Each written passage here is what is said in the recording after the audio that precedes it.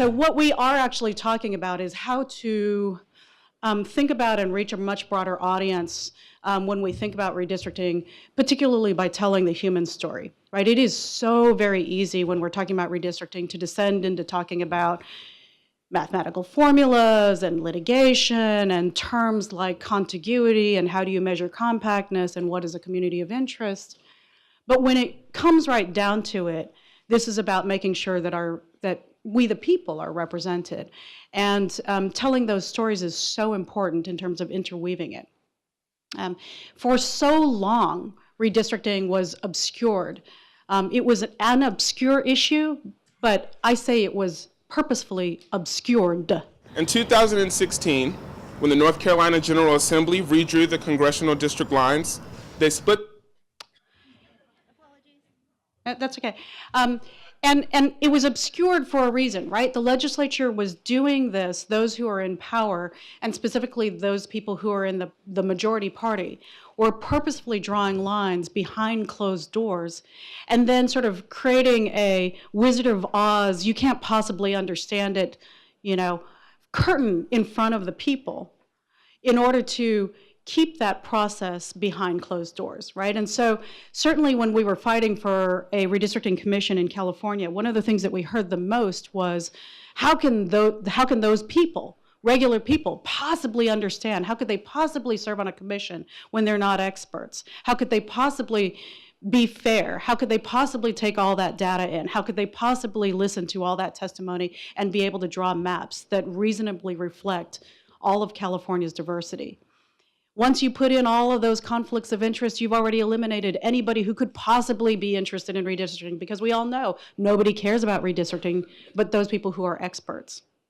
And what I'm really excited to say is that in California, we proved them wrong. Hell no, there's a lot of people who do care about redistricting. We can learn about it. We can take that power into our hands, and we can reflect by listening, right? By being good stewards of our democracy, by participating actively. We can take democracy back into our hands, right? And that's where 30,000 people came forward to put their names into the hat to become commissioners. Not 5 or 10 or 100, 30,000 people. 6,000 people wrote out essays like college applications, right? I think that would rival any good institution, whether that was Duke or UNC. I think that what we proved was that there is a hunger for people to participate when the doors are open. And I think about Mayor Jones from Wake Forest's reminder that if we think about this as going out to regular folks, going out to make sure that every neighborhood is represented, hearing people's voices and giving them a place to come forward to give testimony. And the reason why 20,000 people then stood in long lines to give testimony to the California Citizens Redistricting Commission was because they knew that those hearings actually mattered. They saw maps where, as they were talking about their communities and their lives and the things that they cared about, they literally saw on big screens like this a map maker saying, okay, I got you. I hear where you're saying that you are. I've mapped it. And they saw all of the changes that the map makers were making in real time. It wasn't behind closed doors. But what we really want to do is figure out how we keep lifting up those voices, whether we're campaigning hard, whether we're telling the story of redistricting, whether we're actually drawing those maps. How do we lift people's voices to become part of the redistricting process? Let's make it not obscure. Let's unobscure it. Let's find creative ways of making toilet jokes or mascots or Muppets or telling personal stories of people who are truly impacted when lines are drawn through their neighborhoods or their campuses. So I'm going to start by playing a video. We're going to get that queued up again. This is from North Carolina, talking a little bit about the impact on North Carolina A&T, which happens to have a line drawn right through the middle of it. In 2016, when the North Carolina General Assembly redrew the congressional district lines, they split the campus of North Carolina A&T directly in half, a gerrymandering practice commonly known as cracking. By definition, cracking is a tactic used to dilute the voting power of the opposing party's supporters across districts. Now, half of our campus is in District 6, while the other half is in District 13. Now, make no mistake, the bisecting of our campus was absolutely intentional. It's no secret our campus has a rich and vibrant history of civic and political engagement. From the legacy of the A&T Forward to the Greensboro Uprising, North Carolina A&T has played a crucial role in the civil rights movement. And with this year's student enrollment surpassing 11,000, A&T has become one of the highest concentration of young Black eligible voters in the entire state of North Carolina. And for each and every student who lives on campus, their vote has essentially been diluted. But we know that's not what democracy is, a rigged system where politicians choose their voters. Voters should choose their representatives. This display of hyper-partisan gerrymandering has created nothing but absolute confusion and uncertainty on campus. I am insulted as a North Carolina voter and an HBCU student. This idea that the lawmakers in North Carolina saw it fit to suppress my vote and the voting strength of my peers on campus because we attend this wonderful university is baffling. The right to vote should be easy, accessible. It should present multiple opportunities for itself, not create restraints. Out of all the places in Greensboro to separate the districts, lawmakers chose the middle of North Carolina A&T, the largest public HBCU in the nation. This is not only an unconstitutional gerrymandering, but it's an attack on our campus. Voting is the most basic way to make your voice heard, to stand up for what you believe in, and let politicians know what issues you care about. And when that power, when that right, when that fundamental integrity is stripped, especially of students of color, achieving higher education, that is suppression. Competitive districts make congressmen more sensitive to the will and interests of the voters, Democrat, Republican, or now increasingly important unaffiliated voters in their district. I know that's difficult. It's a difficult job, but the current districts prevent many North Carolinians from being represented by someone sensitive to their needs and interests. Creating more competitive North Carolina districts is my goal in joining this case as a plaintiff. Thank you.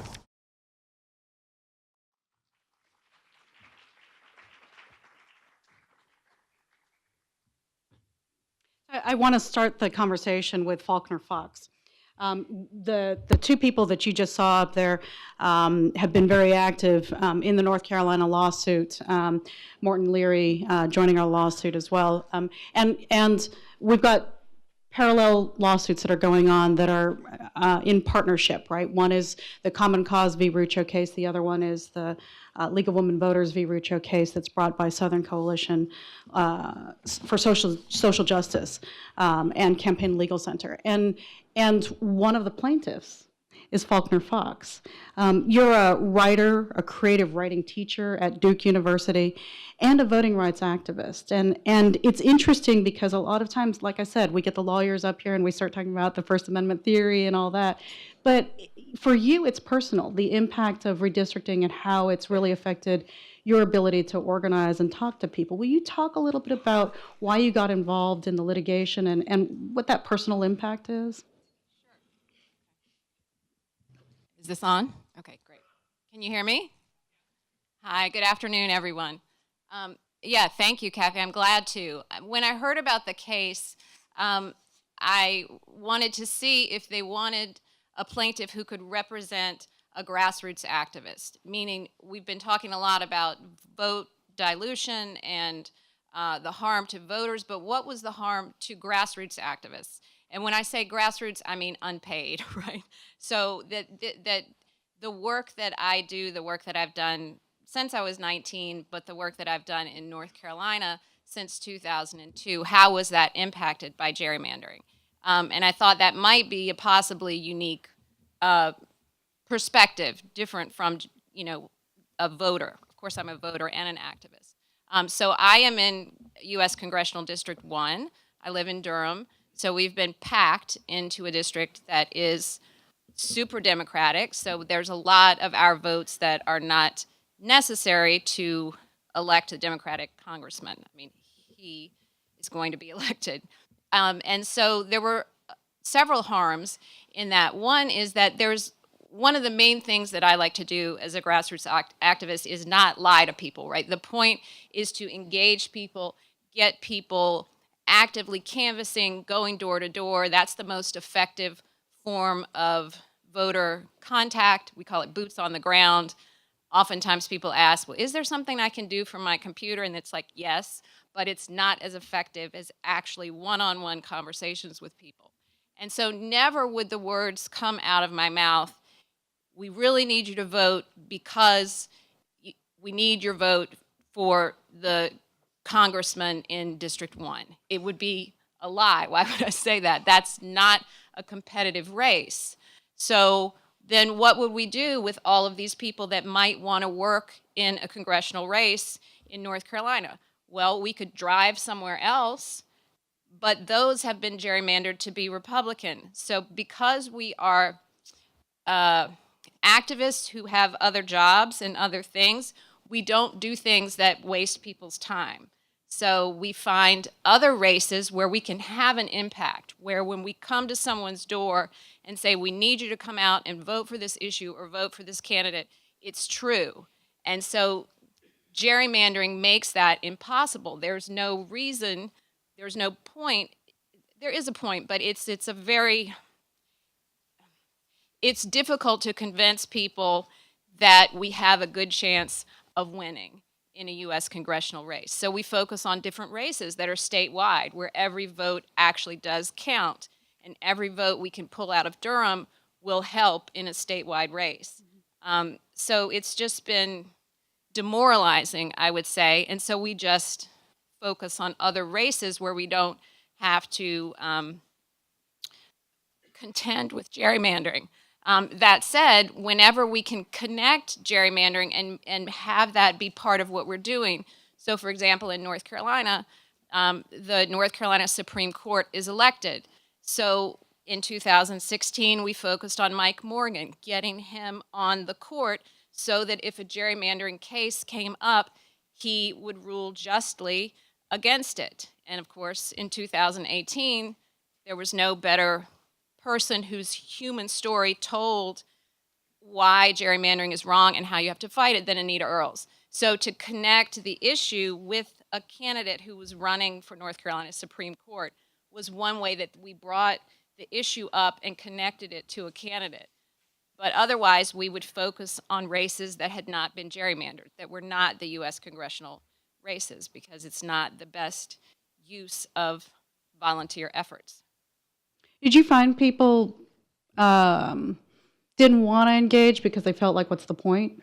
Yes, over and over and over. I mean, there are only basically two things that you do as a grassroots activist. You're either persuading people to change their mind on a particular issue or a particular candidate, or you're trying to persuade them that their participation matters at all. And I would say since 2008, it's been more of the second case. It's been more of people saying, my vote doesn't matter, it's all rigged, they're all millionaires and billionaires, like they don't have anything to do with me. And so that is a huge problem for grassroots activists, and it's really heartbreaking to hear. And so, again, the answer would never be your U.S. congressperson, however effective or good he or she is, really needs your vote, because that would not be the case in District 1. How many people in this room feel like they've had a conversation recently with friend, family, neighbor, where somebody has basically said, what's the point? What's the point? Yeah. All right. And I think that's worse now. Yeah. How many of you have recently had a conversation with somebody where you've been surprised to find out that they're actually also interested in trying to reform redistricting, and maybe it's a hopeful conversation? All right. I just had to say that because otherwise it sort of ends on this horrible note, like, oh my God, we're just surrounded by people who feel like there's no point. Okay, so let me transition a little bit. Sam, you're a reporter for Huffington Post, HuffPo, and you've taken on the voting rights beat. And you recently co-reported and co-wrote a 3-part podcast called Shut Out.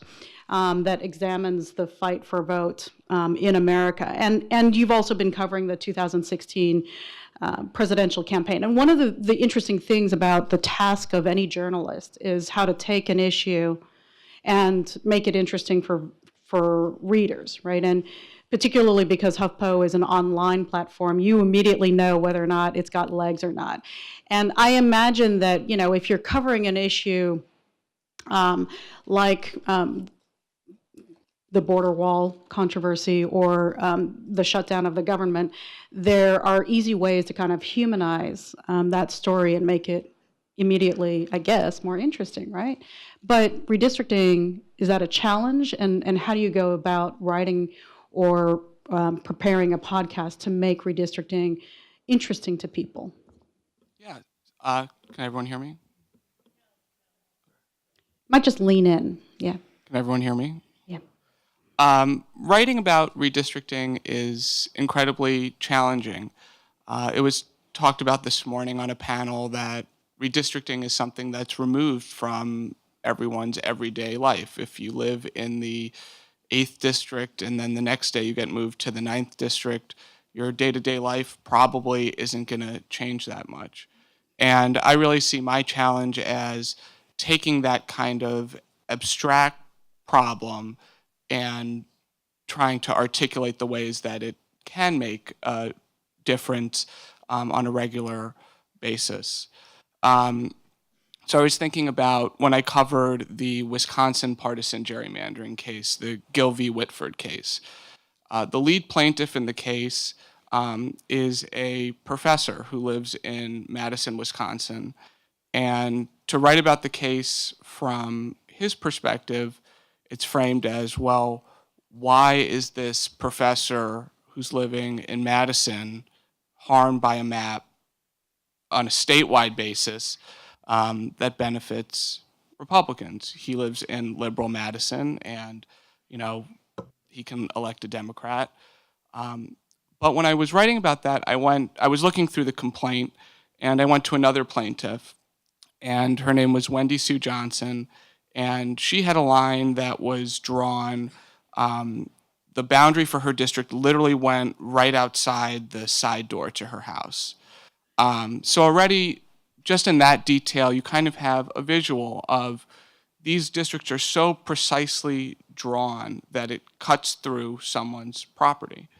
And when I was talking to her, I asked her, just explain to me how this works, like how you've lived in your neighborhood for a long time, and what has it felt like when your district changed? And she talked to me about how she had been on the school board, and it used to be that Republican candidates and Democratic candidates, and when they got elected to office, they would come and they would regularly listen to the board about their concerns and ask questions about funding. And since her district had been redrawn, the person in office didn't enjoy coming anymore. And I think she had even been quoted in the press as saying it was worse than going to the dentist. And it was just this idea of, I had taken this abstract idea of politicians not having to be accountable to the people they represent, and you see it in a very local way. And I think that's sometimes lost in the conversation about redistricting. We focus a lot on the idea of statewide harm and what it means to be retaliated against. But to someone who that's actually happened to, like, what does that mean in terms of how they feel about their representatives? In some cases, they might not even know that their representatives have changed. So I'm always thinking about ways to bring that home. And I think the other ways to do that, in addition to finding plaintiffs through lawsuits, is by using sunshine laws and depositions and transcripts from court cases to really get a sense of how this process works, because a lot of people don't know. And in a lot of these cases, there's been language that's just smoking gun evidence. Katie Fahey talked about in Michigan, they said in emails they were cramming Democratic garbage into districts. In North Carolina, David Lewis famously openly talked about why he wanted a 10-3 map because he couldn't get an 11-2 map. In Ohio, you had the bunker where they drew the maps in the hotel, and you had people openly talking about moving districts to fit donors into particular areas. And once you can bring out those kind of smoking gun details, I think it becomes very clear to people that this isn't just messy districting, this is a very intentional and knowledgeable effort to draw districts in a certain way, and that helps bring it home too. Yeah. I'm reminded of a story that we talked a lot about when we were on the California campaign trail that impacted on the community of Watts. If folks know it, in Los Angeles, it's a community that's largely historically African American and increasingly Latino, generally lower income, also working middle class. And we had this year, this was before the California Redistricting Commission, but this freak hailstorm hit and it flooded out a lot of people's houses and they really had no way of rebuilding. And so they actually tried to go to their congressional members and their senators and their assembly members to just try to get some emergency funding, loans to be able to rebuild houses and businesses and get people into temporary shelters and just to declare a federal emergency.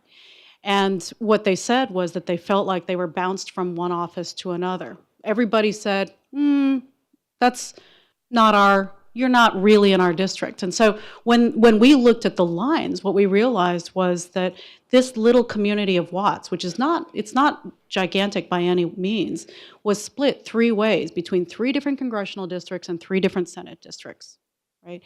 And so you take a low-income, already hit hard community and you take away any ability for them to get any representation for help in a real way when a federal emergency hits. That's when you know that people have been impacted, right? That's when you know, like Braxton talks about with North Carolina A&T, when students have their voices taken away. That's when you know that there's a real impact because they can't get representation. So I would say this, you know, I've been pondering a little bit about sort of what do you do when Russian bots are constantly trying to sow the seeds of division, right? And part of it is don't constantly look at Twitter feeds and respond and respond with, exclamation points. But the other thing is to turn to your neighbor and listen, right? And to turn people who aren't your neighbor and listen. And then tell those stories, right? Tell those stories of common bonds about things that really matter. And when you're talking about redistricting, find the stories of people who have been impacted and tell those stories, right? Because that personal piece is what really sort of gets past the partisan bickering and all that other stuff. So speaking of somebody who has documented thoroughly, in many, many states, all of the partisan bickering and gamesmanship, in this book, I'm gonna say it, rat-fucked, Why Your Vote Doesn't Count, David Daley, author of this amazing book, which I think for a lot of us opened up our eyes. David, first, before we even get started, I know that you put a lot of research into this, but ultimately, I will say I think what kind of got people first to pay attention is the name. And will you talk a little bit about even how kind of you went from a generic name to this really scintillating title that got people to take it off the bookshelves? And put it inside a brown wrapper. Yes. We actually sold this book as a gerrymandered nation. And my publisher and the marketing department said, you can't put the most boring title in the world onto a book about the most boring topic in the world. Try again, Dave. So we tried again. We actually came up with a dozen different titles and subtitles because they really wanted to try to sell a book on gerrymandering somehow. And this was the one that resonated wildly with people.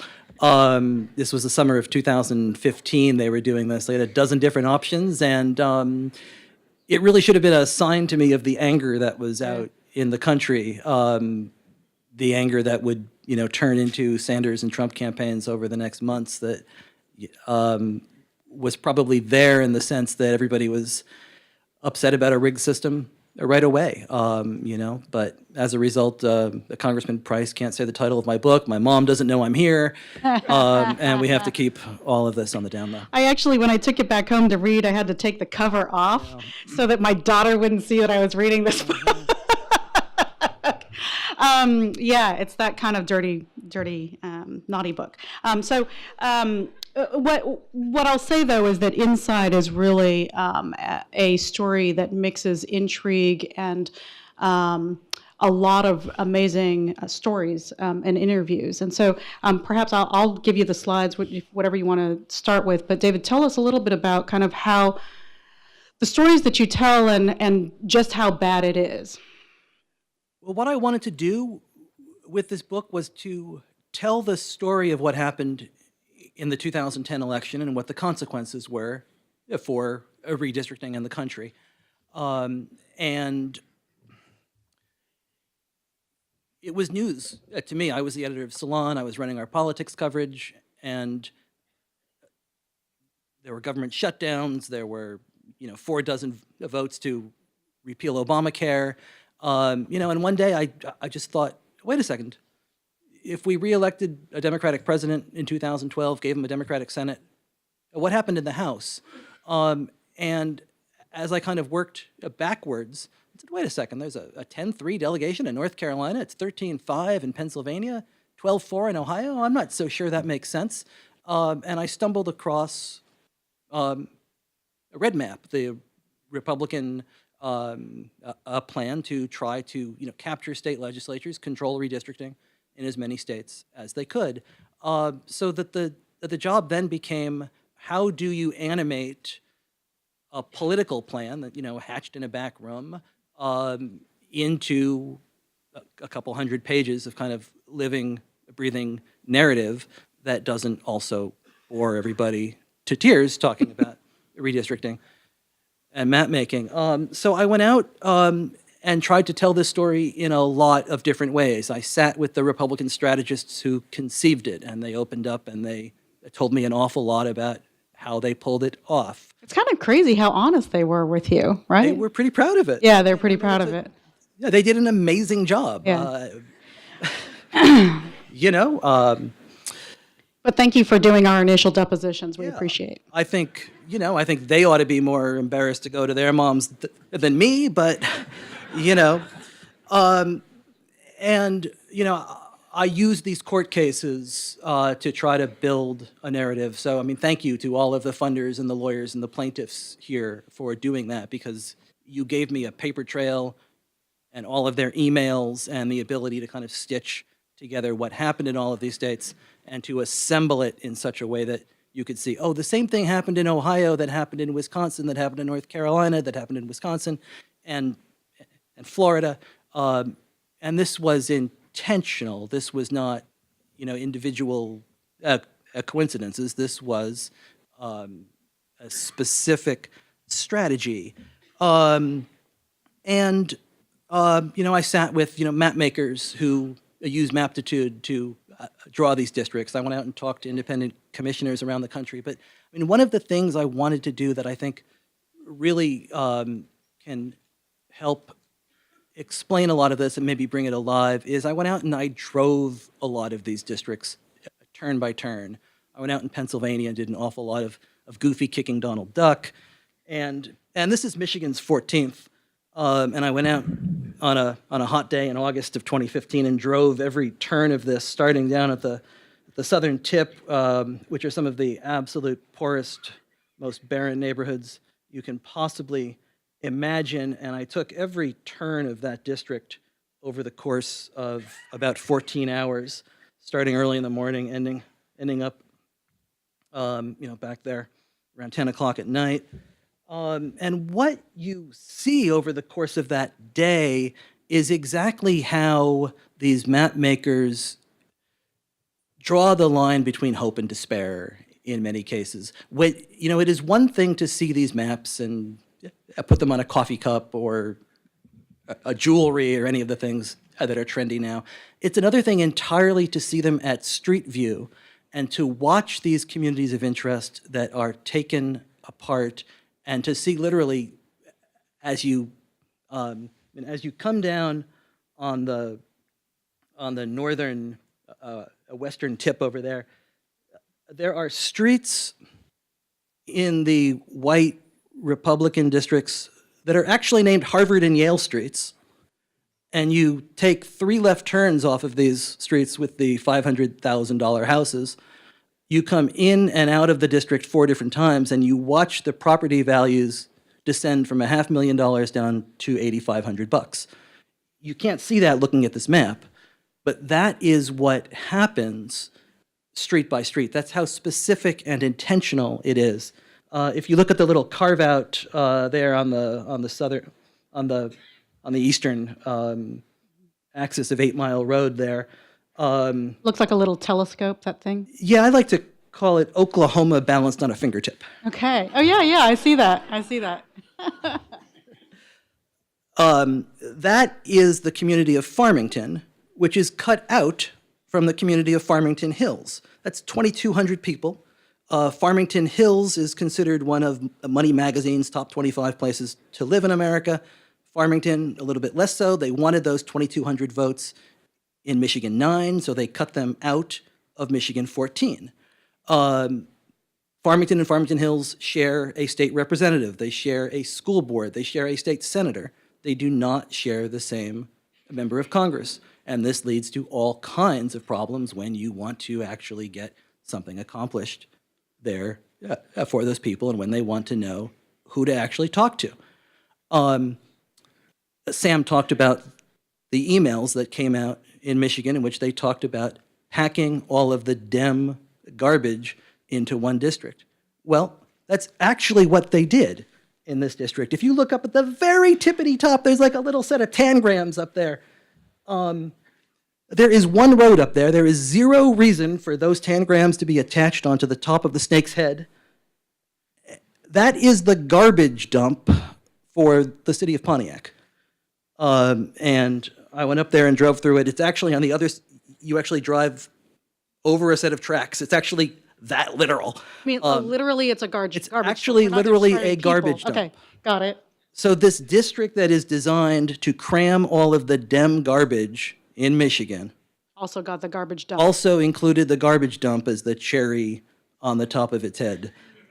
And I sat down with the map makers who drew this the next day, and they were like, oh, really? Didn't know anything about any of that. It's just, we had to draw a majority-minority seat, and that's the only way to do it, really. We were just, looking out for, racial fairness. That was not what they were up to. They were cramming all of the Dem garbage into one district, and this district, elects a Democrat with about 80% of the vote, and it helped for, many, many years, Democrats in that state to hold on to 9 of the 14 congressional seats, even in years when they got a couple 100,000 fewer votes. Very interesting. We could go on because I know you have whole chapters on North Carolina, Michigan, Wisconsin, sort of every state that it has been hot. It has been part of that targeted red map plan.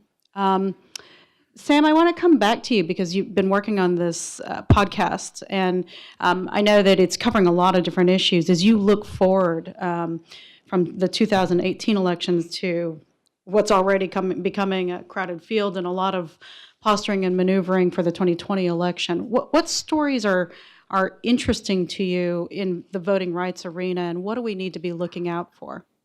Yeah, so thank you for plugging our podcast. It's called Shut Out. Please listen. We just released the first season and want to do more. We don't have an episode about gerrymandering in the first season, but I've pitched it as episode 1 for season 2. You have the wrong name, so you need to talk to David about that. Right. We could just put an asterisk in shut. Good idea. You're getting good at this. Bringing it all back to the Duke toilets. Very good. So the major voting stories coming up for 2020. one story, and Dave talks about this in his book, is that in 2010, really starting in 2008, Democrats were kind of asleep at the wheel when it came to focusing on state government elections. Dave talks about in his book that Obama had just won in 2008.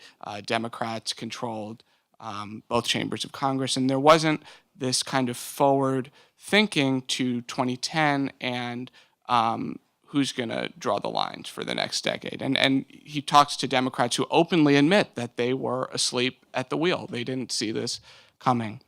And now there is Eric Holder is chairing a group, I think, to try and catch up to what the Republicans did in 2010. And it will be interesting to see now that both parties are focused on that, who has more success.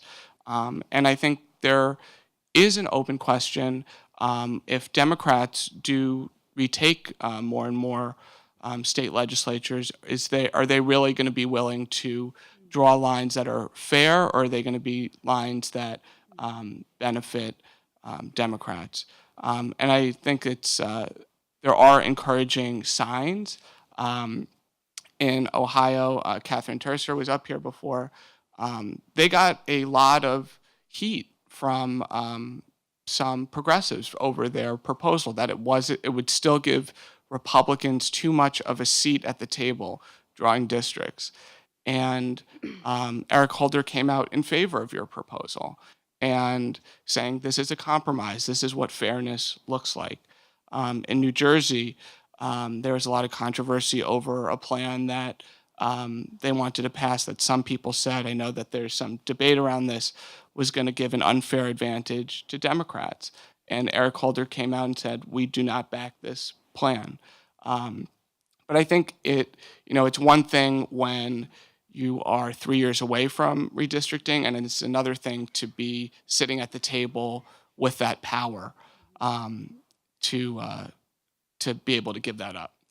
A couple other stories. Yesterday we talked a lot about the 2020 census. An accurate census in 2020, there's going to be huge new technology used. I mean, apart from the citizenship question, this idea of running a website and getting people to respond online and convincing them that it's secure and that they can trust the administration to keep their information private, that is going to be a huge, huge undertaking with implications for the next decade. And I think after the success that there was with ballot measures in 2018, it'll be interesting to see what kinds of reforms and states start pushing for stuff through ballot measures. I think it's interesting in Michigan, you had the legislature respond to the success of ballot measures by immediately passing a new law, making it more difficult to pass ballot measures. So I'm paying attention to if there's going to be more movement around making it more difficult to do that in other states. Right. Yeah, unfortunately, we all know this from the schoolyard. Sometimes the kids who are bullied are the ones who turn around and bully the most, right? And so, Faulkner, you are a Democratic activist, and I know that, there are a lot of times when you talk to folks and their anger is so boiling over that they want to hit back. How do you talk about redistricting with folks? How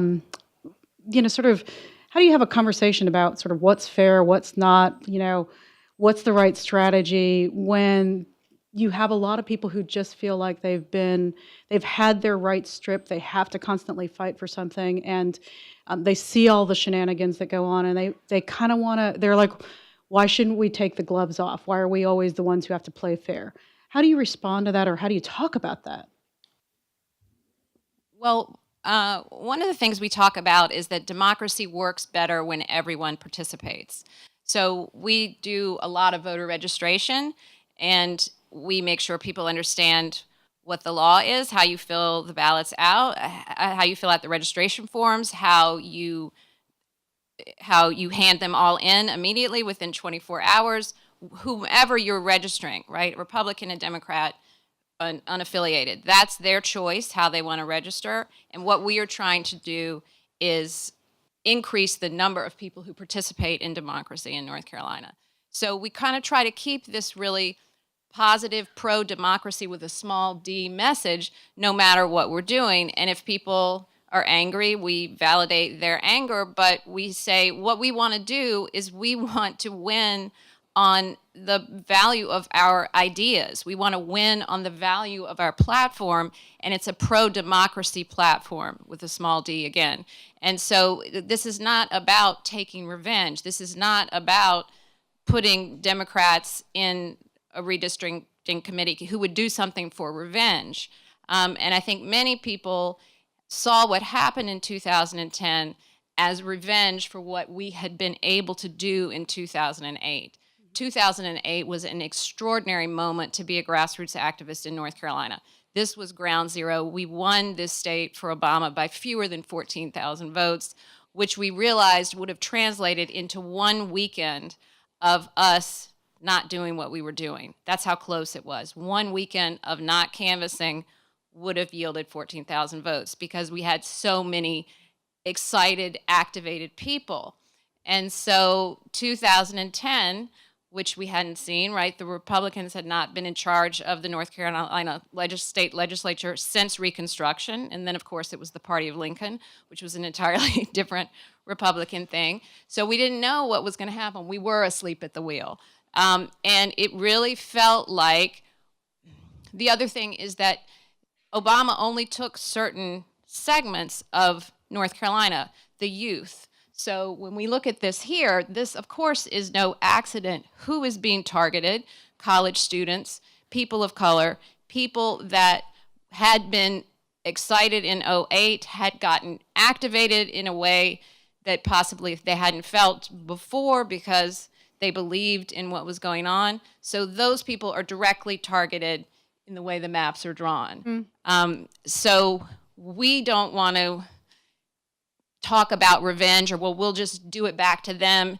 The point is enfranchising people, and I wouldn't say that if I didn't believe that if everybody who could vote voted, that the world would be, the country would be entirely different. North Carolina would be entirely different. So I want everyone to participate, and I also think that if everyone participates, we will see a much more progressive government.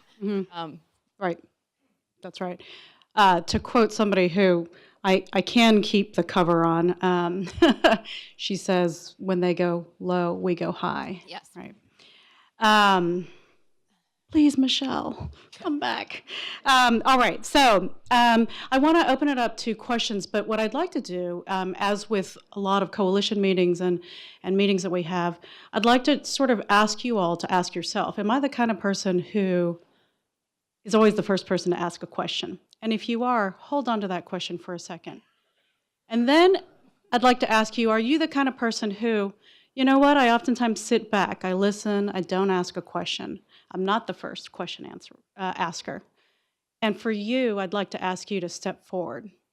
So I'd like to see somebody's hand go up who's got a good question, but maybe you always hold on to it until the time runs out. And don't make me call on you, because I will.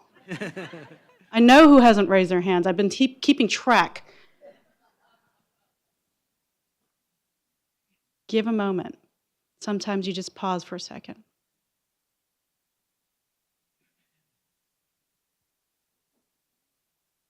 Pausing for a second.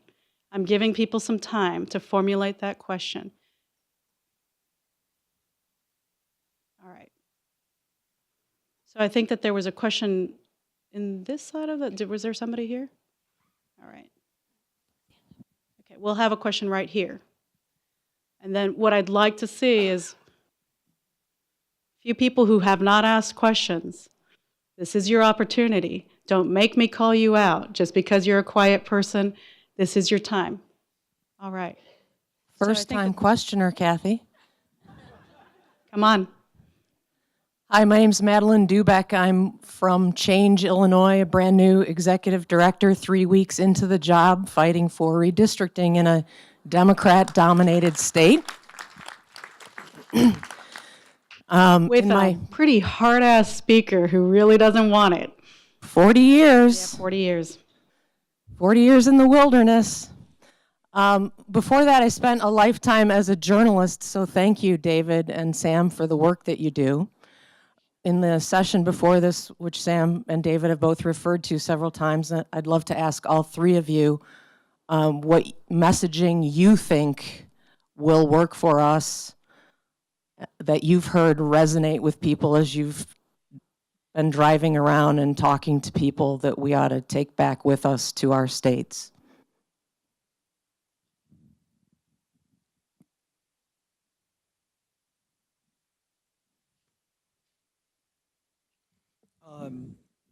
I'd encourage you to talk with all of the folks who are here who won in all of those states. I mean, I think the lessons of each of them are really specific to the kinds of state that where those initiatives won, and the languaging and the messaging and the validators were all a little bit different in all of those states, depending on who you were trying to reach, and what the partisan makeup was. I mean, naturally, it had to be different in Utah than it was in Michigan. It's simply a different population. So I think any message has to be really strategically focused to the state that you are in and the specific challenges there. But there's a lot of folks here today who won a lot of those elections, and they've done a lot of that research. A lot of it exists and is out there, and I'm sure that they're willing to share it. If I were going to just say something really brief, like maybe almost like a soundbite you could use, it would be that democracy works best when everyone participates, and gerrymandering is demoralizing. It's demoralizing to voters, it's demoralizing to potential candidates, and it's definitely demoralizing to activists and volunteers. Mm-hmm. So this idea of wanting to encourage people to participate, and how gerrymandering directly dispirits people so that they don't want to. I would say there are two tested messages that keep coming back, and I have no idea why you journalists love this phrase so much, but the fox and the hen house. Anytime you can talk about sort of why would you allow the fox to guard the hen house, or it doesn't make sense. It's sort of what it, as a metaphor, immediately reminds people that somebody who has a self-interest in something probably ought not be given the full power without any kind of scrutiny to draw the lines. The other one is to talk about, voters choosing politicians and not the other way around. What I'll say is that when you can find those personal stories, as I just did about Watts, or there's plenty of other examples of that from California, but in your neighborhoods, in your communities, about people who are impacted, find a way to tell those stories as well. Journalists are looking for ways to personalize the issue of gerrymandering, to humanize it. And so while we do also want to talk about the backroom deals and the importance of democratic ideals, we want to put the humans back into that story. And with that in mind, I'm just going to be really explicit. I see a lot of young people in this room. I see a lot of people of color in this room. I don't see your hands raised up. So I'm calling out, that is going to be the next question, and we'll just sit here and wait until somebody comes up with a question. Ma'am, wait with us. We have a question? Yes. Sorry, wait with us. Okay. Thank you. So we're going to get the microphone to you, and then please go ahead. I'm Brenda Rogers with the League of Women Voters. I love these personal stories about citizens, voters who are impacted. However, there's another group of people who are impacted. In my district, Renee Elmore, who was Republican, was double bunked with George Holding. Okay, and the Republicans did that on purpose because I'm not sure they didn't like Renee. They did the same with Greer Martin and Deborah Ross, I believe. They double bunked them. So it impacts very potentially good legislators as well. Do those stories resonate? Yes. So when you're putting together a coalition for redistricting, you are always looking for who got the short end of the stick. And that list is long. For sure, there are plenty of examples of women legislators who weren't in the old boys network. And when the next round of redistricting came along, they were either drawn out of their districts or they weren't allowed a pathway up to a higher office, right? So absolutely, you are looking for everybody who got the short end of the stick, and that's a perfect example. All right, thank you. Good afternoon. So my name is Jewel Howard. I'm with the We Count coordinator for doing voter registration for Georgia 1 in Atlanta, Georgia. And thank you. Thank you. Thank you for sitting through this whole conference and then finally standing up and asking a question.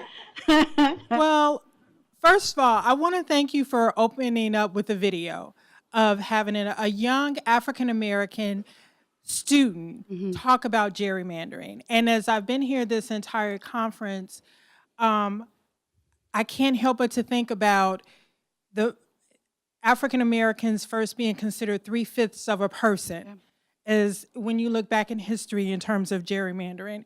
But I also want to know from the panel, what has been the response from neighborhoods and communities of color, African-American, Hispanic, Asian? Where have they been in the conversation in terms of redistricting and reforming? So. You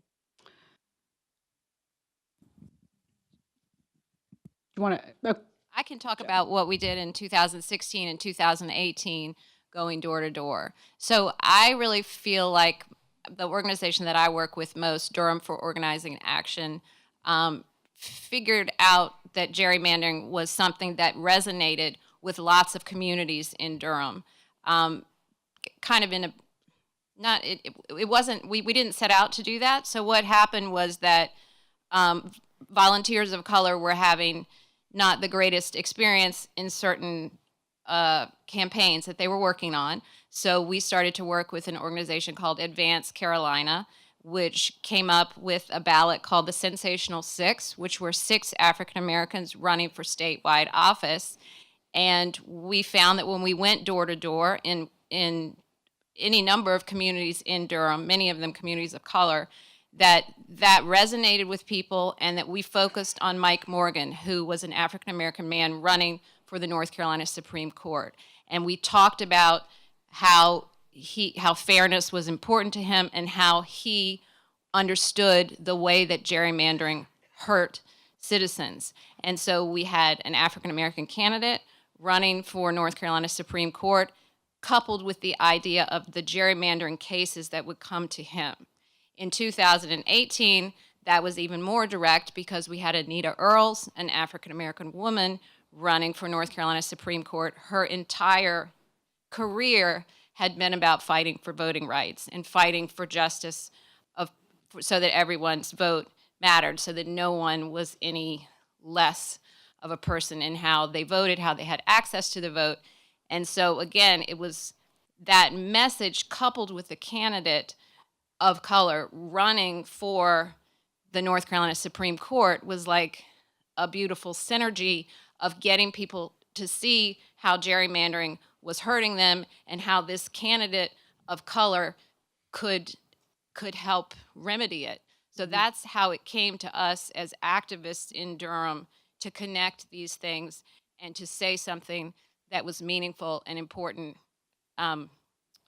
as activists of color, volunteers going and also at the door with people who were there. So what I'll say is that there are a lot of communities, there are a lot of nonprofits in this room, and you know, there are groups that do direct service, there are groups that kind of work in door-to-door knocking, grassroots organizing. And so often that feels like you're tangible, you're talking to people, and you actually get people's stories. And the key thing is how you connect that to issues like redistricting and why people aren't getting the full representation. I'll just give 2 examples, but I think what's important is that it's a really local thing, right? One is that in the city of Long Beach, in just outside of Los Angeles, really diverse community. 2 different stories that come from Long Beach. One is recently the city of Long Beach considered whether or not to go to a redistricting commission. And one of the communities that fought most fiercely for it was the Cambodian community. And it was because over several decades, they'd come to the U.S., refugee status, were rebuilding their lives from a war-torn, horrific situation. And they went from thinking about gardening and healing and finding community and building a place to, wait a second, why don't we have any representation on the city council? And part of it was that community was split in half, just like North Carolina A&T. And then connecting kind of what it means when we don't have representation on city council.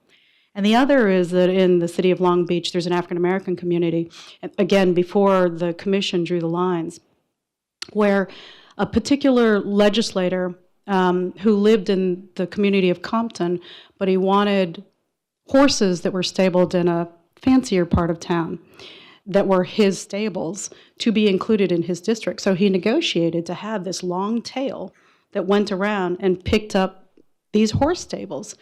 That long tail happened to cut through a neighborhood of Long Beach that split the African-American community into 3 pieces. They were in the wrong place, wrong time, right? It wasn't even about sort of intentionally trying to hurt them. It was just, they were the casualty of a ridiculous whim. And I think when you tell stories like that, when you can find stories like that, right, how does that impact on a community? They can't find representation when they need it. How does sort of these super selfish, arrogant redrawings end up impacting on our communities? I think you can make it really personal. So I would urge everybody to talk to each other, find those stories. I'm being given the time signal, so I just want to thank our panelists for doing a fantastic job. They'll be around outside. I'm going to just say one real quick thing.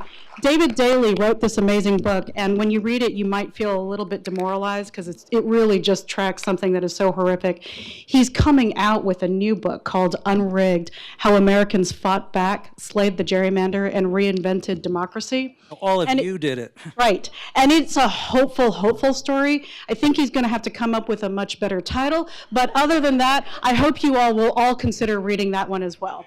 Thank you, everybody.